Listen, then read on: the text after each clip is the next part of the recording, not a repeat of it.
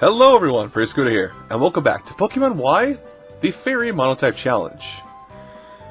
Last time we defeated the gym leader here, and I also promised you guys I would get us prepped up for a inevitable level up of one of our Pokemon. I've delivered upon my promise, and I've actually taken the time to do enough Pokemon to me with our Azurill, so that it's at least at 4 Hearts of Affection. Now, I don't know if that's too much or too little. I read around just to find out about roughly how much affection you need to evolve an Azurill at. And, well, I found out that almost everybody said 3 or 4 hearts. So we'll go with 4 and see what happens from there. But anyway, now that that's done, let's go ahead and move over to the actual screen here. Yeah, because I put this in my other 3DS play. Anyway, so, much like I promised last time, we're going to move forward into this new route, but... yes, ma'am? Yes, well, I did. And we played some fun soccer games together with it, but it's currently in my PC. Oh. My young age. What? Does she not know who I am? Oh, so you're her older sister. Tell her to stop using infestation. She could have won a lot easier if she just tackled me. Anyway. But actually, a little side note. This character actually has appeared in the anime. I'm not sure if it was a spin-off movie or if it was a couple episodes. But she was in the anime. And she has given us the experience share. What is considered, arguably, the most broken item in Pokemon. And maybe she'll explain it, but if not, I'll explain in a second. Yep. So, for the experience share, for all your Pokemon, once you capture, or for all your Pokemon on your team, they all get experience. Not just one, all of them do. Or not just like 2, you know what I mean. Now, I'm going to try my best not to abuse this, and in between episodes, I'm going to have to look up levels of certain gym leaders so I don't overextend. But my plan is, I'm going to do kind of like a soft level limit of sorts. I'm not going to hold myself to a strict, hey, the next gym leader is level 17. If I have something that's level 18, I have to put it away.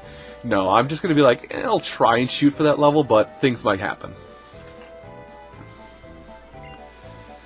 Alright, well I will stop up there next time we get a chance. Anyway, something we get to do here is actually get ourselves a brand new Pokemon. Give me just 1 second. Sorry, I'm very unorganized right now. But here on Route 4, we actually have another new Pokemon we can capture. And I want to capture this Pokemon. It's actually not who you're thinking. I think you're thinking. I'm trying to read your mind and I'm failing at it. Don't mind me. That is definitely not it. Wow, that is super definitely not it. Because that is a male Combi. AKA one of the worst things around. Also, it just said something about my bag. The Pokemon is curious about something in my bag. I gotta see this now.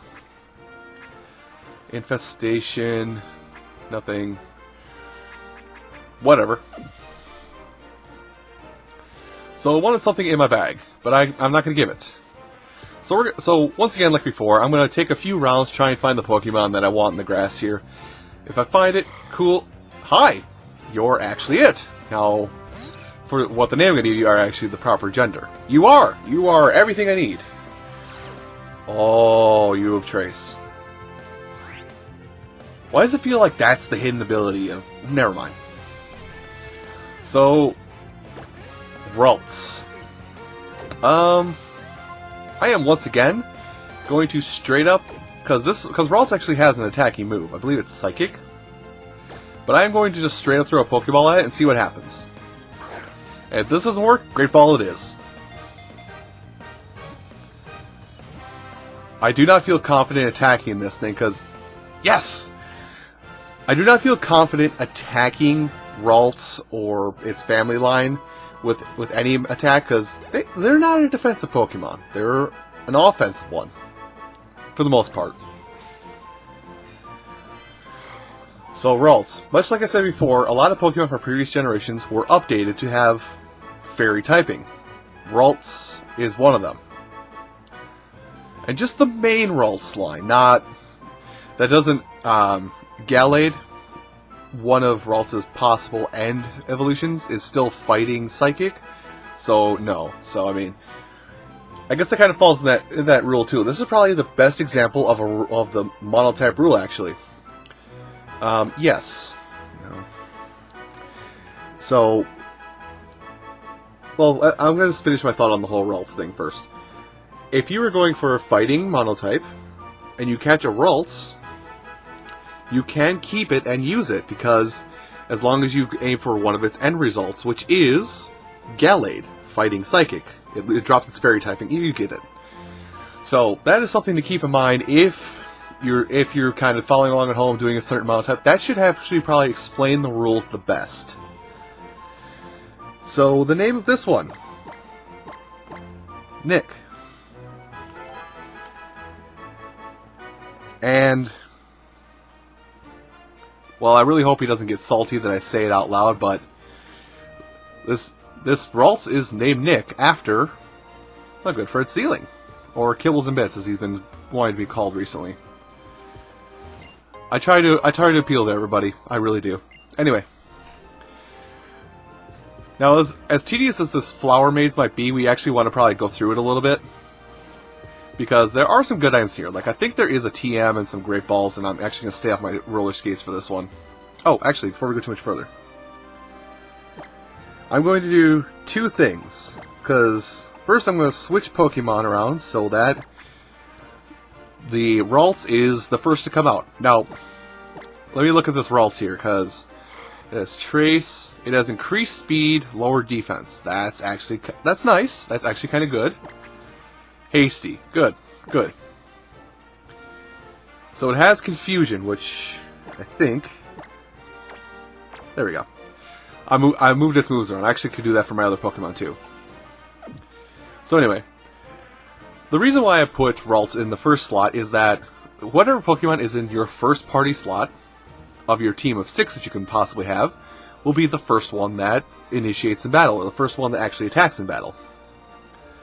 Seeing as Ralts is only level 8, I wanted to fight some things and level up. If things are dicey for it, I'll switch out for Azurill. Let's see, and oh, never mind. That's all good there. Sorry. Anyway, and then also for now, because I don't know exactly what it's going to be, I'm going to go into my bag. I think I can go into my bag just by poking it down here. I'm going to go into my bag, and I'm actually going to turn off the experience share. Because like I said, I don't want to go too far over level. It helps if I can get everybody going at the same speed for level ups. But I also don't want to... Oh, dang it, he's going to guard the way. Nope. Oh, well, I'll finish my thoughts on the other side of this battle. I'll see you in a moment.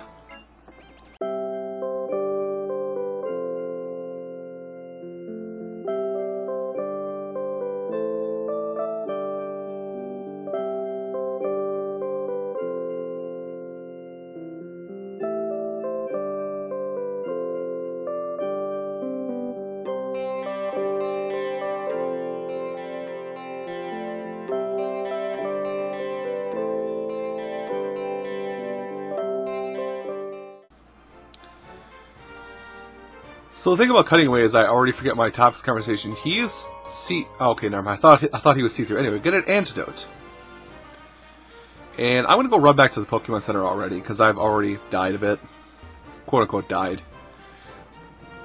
This is gonna be the tough thing about training a new Pokemon, especially if I'm gonna keep myself to kind of a soft level lock, just so things aren't a complete pushover. But yeah, I completely forgot what I was talking about a moment ago. And I'm going to tell you right now, this is going to happen a lot while we go throughout this, to be honest, is if I'm on a topic conversation and I talk to a trainer, oh hey, by the way, things that happen in Pokemon Center's new camera angles. This is going to happen a lot, where at certain points throughout the episode, I'll get into a battle while I'm in the middle of a topic conversation, I'll forget the topic conversation completely, and I'll leave you hanging.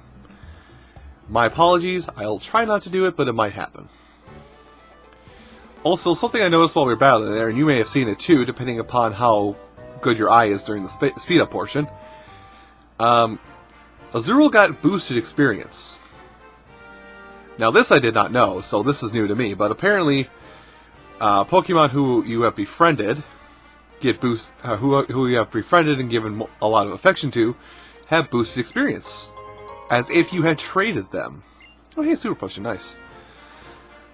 And I actually haven't talked about that. I might touch lightly on trading at some point. Maybe if I need a little more quote-unquote padding. I'm right up front with you guys when I tell you these things. I do need padding at times. Anyway, there will be times where, or as if traded, meaning they get 1.5 times their normal experience, the normal experience value they would get. Oh poo. Well, let's see if it's new.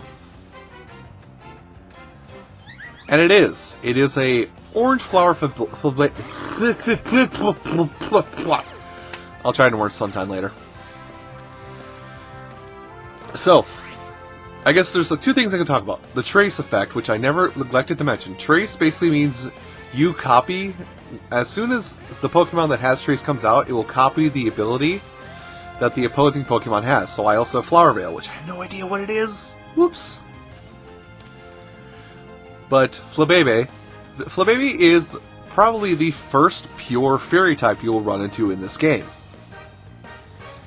Flabébé is its final evolution, which I cannot remember the name of right now, is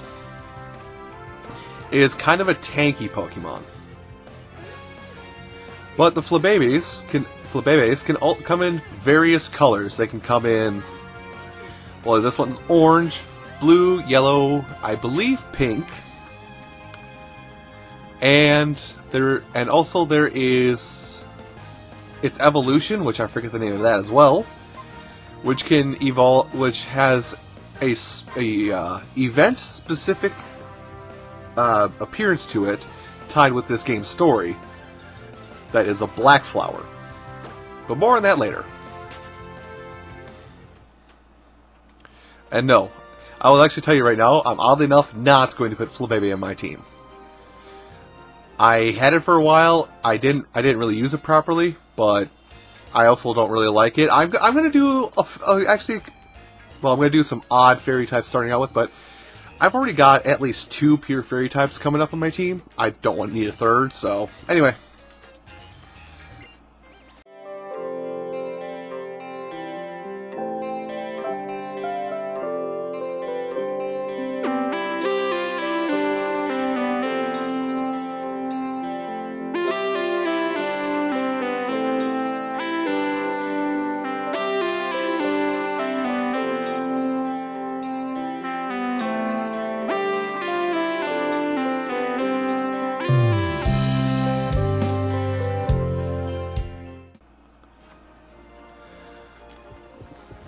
So, now, seeing as we have talked about pure Fairy types, I believe now would roughly be a good time to talk about the Fairy Pokemon's weakness, or major weakness, I should say.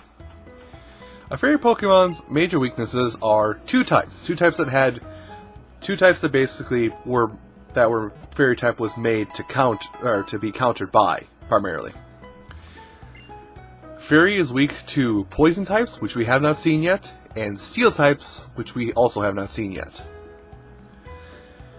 But those 2 types of Pokemon, I'm actually going to go into the Petite really quick because I forgot. New day, new stuff. Still hats, never mind. Maybe I was wrong.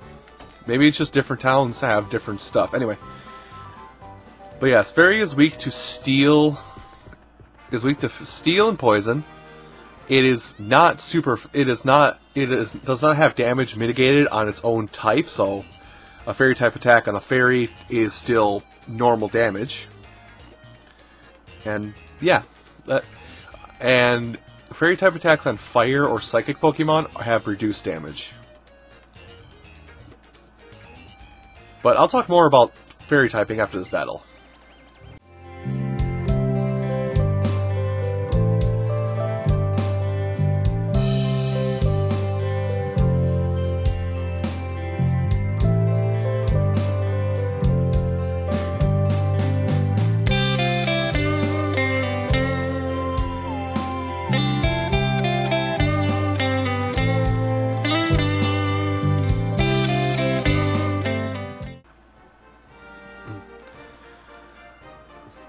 Anyway, so we got that battle done. Now, Fletchling, in terms of or not Fletchling, Gomi. Well, you saw that Fletchling there. It's never mind. If we see it out in the field or another battle, I can talk more about it. I'll talk more about it. But I'm on the top of conversations that I actually remember, so I want to keep it going. And sorry, I'm looking for hidden items back here because I feel like there is one. I know that one's there. But fairy type attacks are super effective against fighting types, dark types, and dragon types. The latter of those three we will not see until very late in the game. Oh, anyway. Well, let's keep this train going with battles and more battles and battles and battles.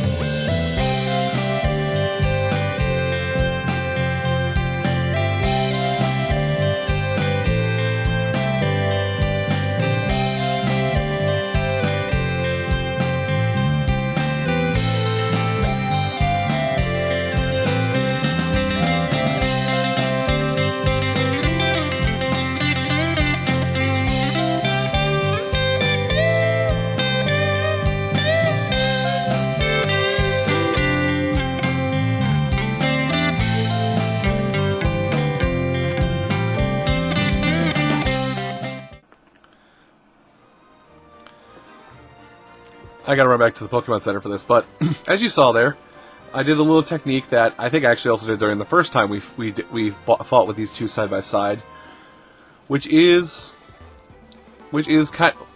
I went on the chairs again, which is more or less a way to, well, the old-fashioned way to grind up experience between two Pokemon. Basically, you put your weaker Pokemon in the first slot, and then you substitute out for your stronger Pokemon as soon as you can. Or immediately if possible. Doing this basically gets both Pokemon experience, letting you have one Pokemon play catch-up while the other one does the heavy lifting.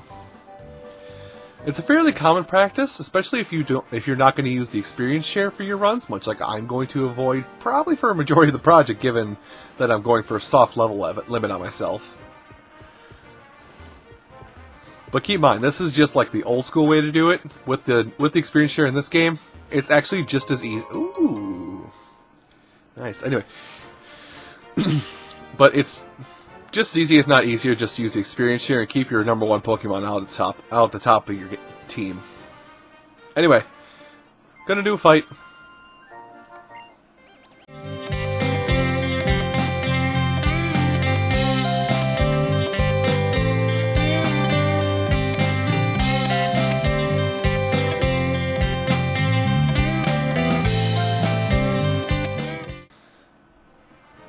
Kid got screwed over.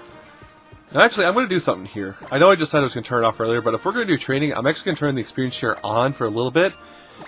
Because I would like Azuro to level up and see if my work and affection actually did something. So, I'm going to go back to fighting, but we'll find out if things worked at the end of this battle here.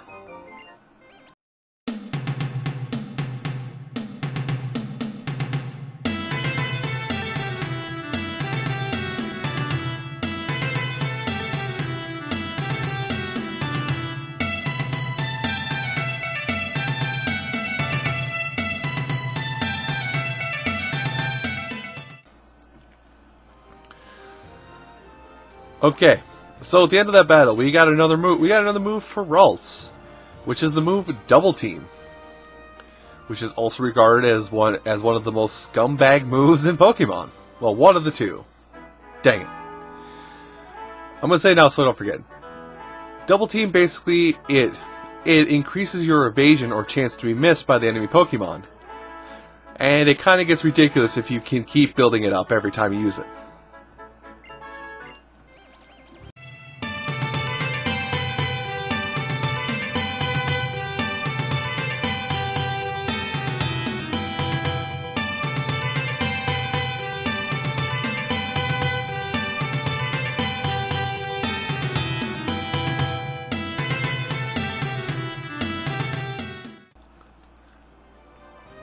I guess my thing wasn't quite worth it. I guess I still have to do more affectionate things or put Devin out front for the thing to work, which is unfortunate. Whoa, I went to the grass. Anyway, we got a netball. And there goes my train of thought. Just out the window it went. Dang it. Why does that always happen? Alright, anyway. There's going to be a couple more gardeners over here. I think I'll actually go, well, because I'm going to try and do the affection thing. I'm just going to let him do more, I'm just going to let Azurill do more battles and we'll work on it from there. I am so quick to use the circle pad for movement. Ah yes, Neither. Now this recovers the possible uses of a move you have. As you notice, most moves have a... Well, I think I discussed already. A lot of moves already have a number of power points, or PP as it's normally referred to as. If you use an Ether on a move that is low on power points, you'll actually recover the number of times you can use it. I believe it's 10. Anyway, fight time.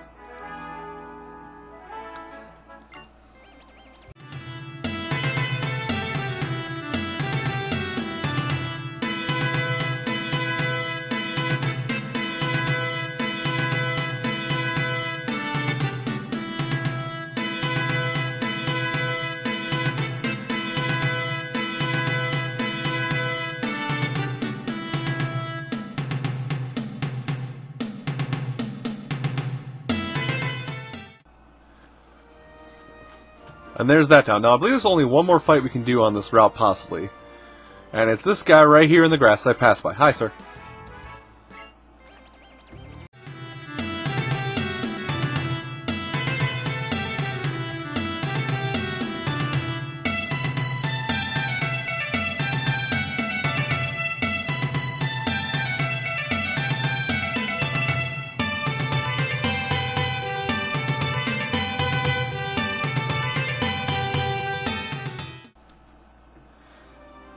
And that's the final battle there done. I came a little early, whoops. Anyway. So walk forward and you're triggered into a cutscene with these two. Hello. Yes. Yes, it is. Wow, it's a fairy type? Hold on, let me just dig into my back pocket and fairies!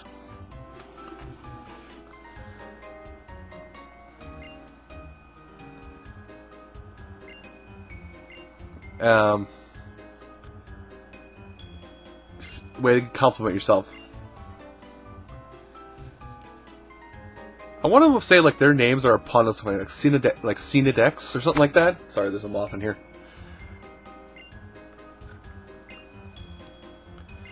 Oh, sure. Let's get the show on the road. But we'll actually... Don't walk forward. Okay, thank you. We'll actually get the show on the road next time. Everybody, thank you all so much for watching this episode of Pokemon Y, the Fairy Monotype Challenge. And I'll see you next time when we go into, I believe, which is the main city of the game. I'll see you folks then.